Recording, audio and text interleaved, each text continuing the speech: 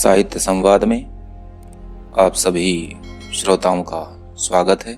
मैं आप सभी से एक अनुरोध करना चाहता हूं कि हमारे साहित्य संवाद नामक चैनल को आप सभी सब्सक्राइब जरूर कर लें और नीचे कमेंट बॉक्स में कमेंट भी किया करें।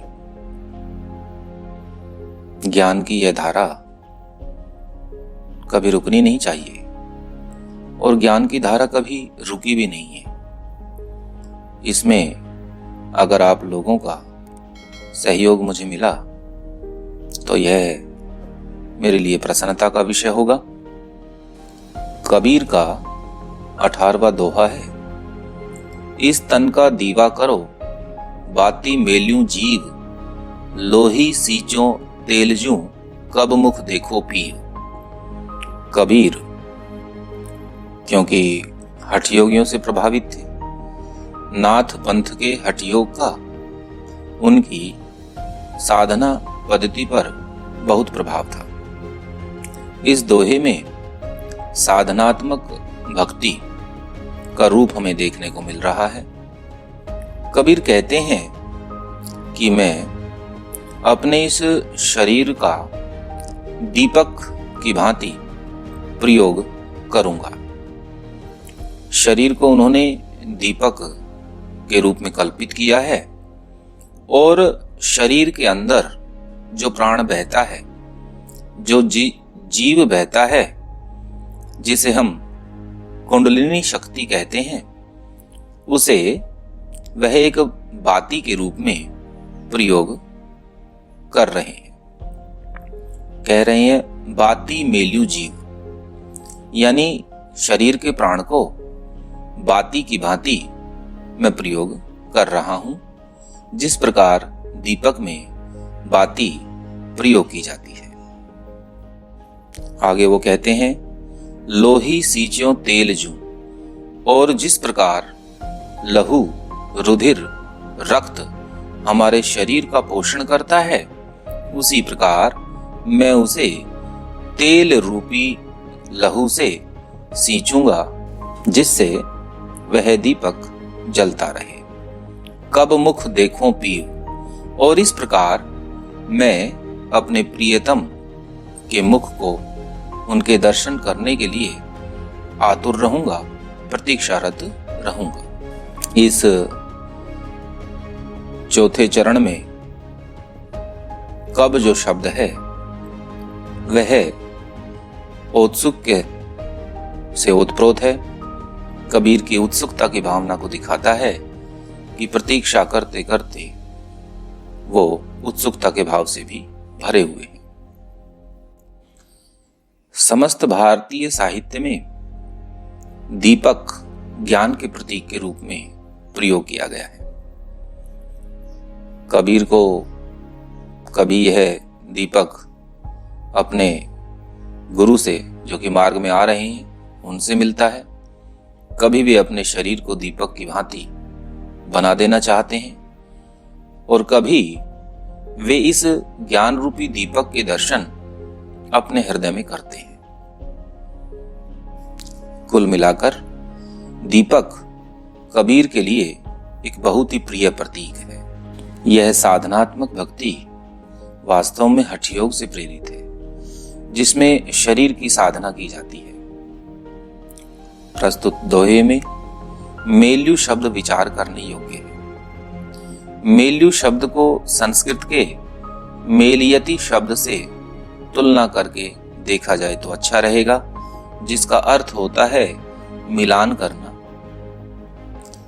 जिस प्रकार दीपक में यदि हम बाती का आकार सही नहीं रखेंगे तो दीपक को निरंतर जलने में असुविधा होगी और वह ज्यादा देर तक नहीं जल पाएगा।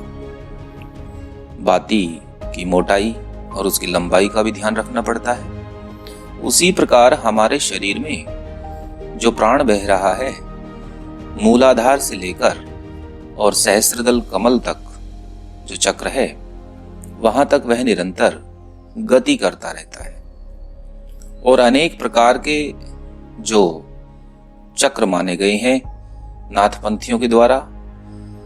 उन विभिन्न चक्रों में हमारी कुंडलिनी शक्ति आकर केंद्रित होती है। मूलाधार, स्वादिष्ठान, मणिपुर, अनाहत, विशुद्ध आख्य, आज्ञा चक्र इत्यादि चक्रों को पार करती हुई यह कुंडलिनी शक्ति एक तरल पदार्थ के रूप में सुषुम्ना नाड़ी में से प्रवाहित होती रहती है। अतः कबीर मेलु शब्द से यह रेखांकित करना चाहते हैं, इस बात पर बल देना चाहते हैं कि मैं अपने प्राणों को उसी तरह साधता हुआ, उसी तरह नियंत्रित और संतुलित करता हुआ इस शरीर रूपी दीपक में इस्तेमाल करना चाहता हूं। जिस प्रकार एक दीपक में संतुलित आकार और लंबाई की बाती प्रयोग की जाए तो वह अच्छी मानी जाती है, अच्छे तरीके से उसका प्रयोग हो सकता है। उसी प्रकार मैं अपने प्राणों को संतुलित और नियंत्रित करके इस साधनात्मक भक्ति में प्रवृत्त होना चाहता हूं। शरीर को एक दीपक के रूप में प्रस्तुत करके कबीर ने एक पूरा रूपक खड़ा कर दिया है। लहू को तेल के समान, प्राण को बाती के समान और शरीर के बाह्य आकार को दीपक के आकार के समान कल्पित करके उन्होंने वास्तव में शरीर के अंदर ही ज्ञान के दीपक को जलाने की और उससे उत्पन्न प्रकाश को ग्रहण करने की आवश्यकता पर बल दिया है। विशेष बात यह है कि प्राणों को कष्ट देकर ही प्रियतम के मुख के दर्शन हो सकते हैं और कबीर इस दर्शन के लिए उत्सुकता के भाव से भरे हुए हैं। 19वां दोहा है, हंसी हंसी कंत न पाइये, जिनी पाया तिनी रोई, जो हासे ही हरि मिले, तो नहीं दुहागनी कोई। हंसी हंसी का अर्थ है हंसते हुए, हंस हंसकर। कंत का अर्थ है स्वामी, पति। जिनी शब्द मैंने पहले भी एक दोहे में इसका अर्थ बताया था कि यदि अव्यय के रूप में यह प्रयोग होगा तो उसका निषेधात्मक अर्थ होगा मत और नहीं, लेकिन यहाँ सर्वनाम के रूप में यह प्रयोग हुआ है तो इसका अर्थ है जिन्होंने, और तिनी का अर्थ है वे ही। जिन लोगों ने हंसते हंसते ये कहा है कि हमें हमारा परमात्मा मिल गया, वे लोग बाद में पछताते हैं। जिनी पाया तिनी रोई, जिन लोगों ने हंसते हंसते इस संसार में सुख सुविधाओं का भोग करते हुए परम तत्व को पा लेने का दावा किया है, वे लोग बाद में रोए हुए पाए गए हैं। जो हंसे ही हरि मिले। कबीर कहते हैं कि यदि हंसते हुए संसार के सुखों को भोग करते हुए यदि परमात्मा प्राप्त हो जाए तो इस संसार में कोई भी जीवात्मा अभागिन नहीं होगी, तो नहीं दुहागनी कोई। कोई भी जीवात्मा बिना प्रियतम के नहीं हो सकती अगर संसार में सांसारिक सुखों का भोग करते हुए परमात्मा मिल जाए तो। कहने का अर्थ यह है कि प्रियतम परमात्मा को प्राप्त करने के लिए दुखों को झेलना आवश्यक है। जब तक दुखों को हम नहीं झेलेंगे, उन्हें सहन नहीं करेंगे, उन रास्तों पर नहीं चलेंगे, तब तक हमें परम तत्व की प्राप्ति नहीं हो सकती। कंत शब्द संस्कृत का शब्द है जिसका विशेषण के रूप में अर्थ होगा प्रसन्नता, लेकिन सर्वनाम के रूप में इसका अर्थ होगा पति या स्वामी। वैसे भी रहस्यवादियों के यहाँ पर कंत शब्द के 3 अर्थ माने गए हैं। पहला है काया या शरीर, दूसरा है जीव और तीसरा है परमात्मा। कंत शब्द वास्तव में एक स्त्री द्वारा अपने पति के लिए प्रयुक्त शब्द है, लेकिन इसमें मुख्य भाव यह है कि जब स्त्री वास्तव में और सच्चे तरीके से किसी भी पुरुष को अपना पति माने, मन से, अपने प्राण से, अपनी आत्मा से, तो वहां पर कंत शब्द का प्रयोग किया जाता है। अर्थात कंत शब्द से यह ध्वनित होता है, यह पता चलता है कि कोई स्त्री किसी पुरुष विशेष को पूरी आत्मा के साथ अपना पति स्वीकार कर रही है। परमात्मा को सांसारिक सुखों, मोह माया में पड़ते हुए और उनको भोगते हुए प्राप्त नहीं किया जा सकता। 18वें दोहे में भी यही बात कही गई है कि परमात्मा को प्राप्त करने के लिए कठिन साधना करना आवश्यक है, और दीपक निरंतर साधना करने का, अपने आप को जलाने का, निरंतर तप करने का भी प्रतीक है। 20वां दोहा है, पार ब्रह्म के तेज का कैसा है उन्मान, कहीं बेकू शोभा नहीं देखा ही परवान। शब्द के अर्थ देख लेते हैं। पार ब्रह्म का अर्थ है परम ब्रह्म, जो इस संसार से परे का है। तेज का अर्थ है आभा या कांति, चमक। उन्मान का अर्थ है अनुमान। परवान का अर्थ है प्रमाण। जिस परम ब्रह्म को प्राप्त करने की चेष्टा कर रहे हैं, उसके रूप का वर्णन करते हुए अपने भक्तों को और संसार के लोगों को बता रहे हैं कि उस परम ब्रह्म के रूप की आभा कितनी सुंदर है, कितनी कांतिवान है, कितना उसमें से प्रकाश निकल रहा है। इसका अंदाजा लगाना, इसका अनुमान करना संभव नहीं है। क्यों संभव नहीं है? आगे इसको स्पष्ट करते हैं। कहीं बेकू शोभा नहीं, जितना मैं वर्णन उसका करूं, जितना मैं उसके बारे में कहूं, तो भी उस परमात्मा के रूप का मैं वर्णन उस अर्थ में नहीं कर पाऊंगा जिस अर्थ में वह जितना सुंदर है, जितना शोभामान है। अतः उस परमात्मा को केवल देखने से, अनुभव करने से ही पता चलता है कि वह परमात्मा कैसा है और उसके रूप की ज्योति कैसी है। मैंने पीछे किसी दोहे में ये बताया था कि न्याय शास्त्र में किसी भी घटना के, किसी भी वस्तु के होने के प्रमाण के रूप में 4 प्रकार के प्रमाणों का उल्लेख माना गया है। पहला है प्रत्यक्ष, दूसरा है अनुमान, तीसरा है उपमान और चौथा है शब्द। परमात्मा को, परम ब्रह्म को प्रत्यक्ष रूप में देखा नहीं जा सकता, तो यहां पर प्रत्यक्ष प्रमाण जो पहली कोटि का है वो कबीर द्वारा उसकी मनाही कर दी गई है। दूसरा अनुमान, अनुमान में घटना के किसी एक अंश को हम देख सकते हैं, कुछ हम अंदाजा लगा सकते हैं उसी घटना को देख करके कि वास्तव में उसका रूप क्या हो सकता है और वह घटना किस प्रकार हुई होगी।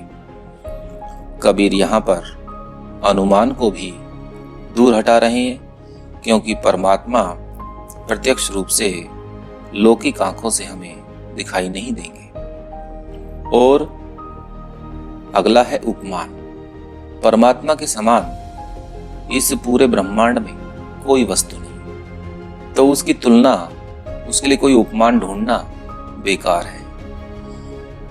कहीं भी को शोभा नहीं, इस पंक्ति से कबीर ने न्याय शास्त्र के शब्द प्रमाण के आधार को भी निरस्त कर दिया है। कोई भी शब्द किसी भी भाषा का परमात्मा के रूप का वर्णन नहीं कर सकता, तो केवल एक ही बचता है कि उसे प्रत्यक्ष रूप में ही जो देखेगा वही उस परमात्मा का प्रमाण है। और प्रत्यक्ष रूप में परमात्मा को देखने के लिए साधनात्मक भक्ति करना आवश्यक है।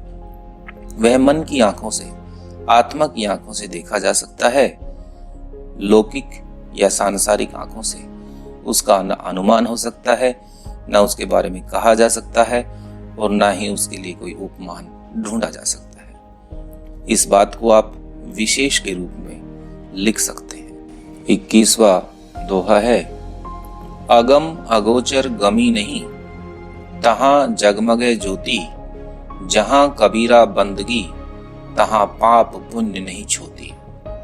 शब्दों के अर्थ देख लेते हैं।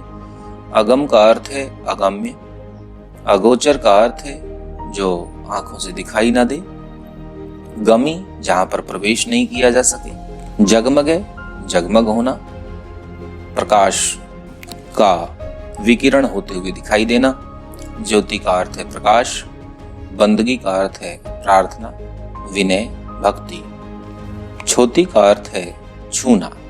जो परमात्मा हमें लौकिक आंखों से दिखाई न दे, उसके रहने की जगह भी फिर हमें कैसे दिखाई दे सकती है,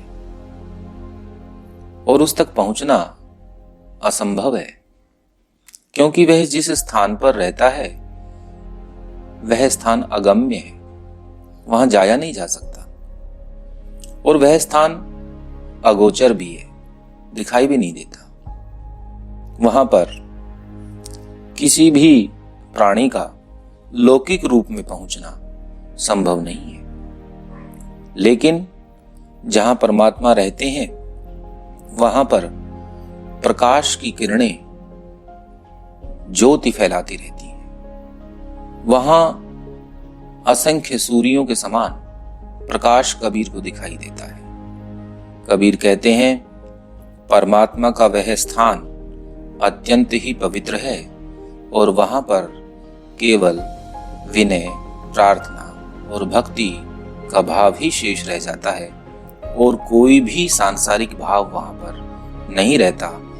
यही कारण है कि उस स्थान पर जहां परमात्मा रहते हैं, पाप और पुण्य नामक ये अवधारणाएं, कर्मों से जो संबंधित हैं, ये अवधारणाएं भी वहां पर नहीं रहती, छू भी नहीं पाती, क्योंकि पाप और पुण्य ये दोनों अवधारणाएं सांसारिक हैं। जहां पर परमात्मा है वहां पवित्रता के अलावा, प्रार्थना के अलावा, बंदगी के अलावा, विनय के अलावा और कुछ शेष नहीं रहता। विशेष के रूप में अगम्य से अगम तद्भव शब्द है, यह आप लिख सकते हैं। ज्योति का जो शब्द रूप यहां पर दिखाई दे रहा है वह भी तद्भव है। इसी प्रकार छोटी भी तद्भव शब्द है, इसे आप लिख सकते हैं। विशेष के रूप में आप इस बात को भी लिख सकते हैं कि परम तत्व जहां पर हैं वहां पर सांसारिक तरीके से, लौकिक तरीके से नहीं जाया जा सकता, और वहां पाप और पुण्य नामक अवधारणाएं खत्म हो जाती हैं, वहां पर मिलती ही नहीं है। वहां केवल एक ही बात मिलती है और वह है प्रार्थना, विनय और बंदगी, यानी ईश्वर के प्रति समर्पण का भाव। साहित्य संवाद में आज के लिए इतना ही। धन्यवाद।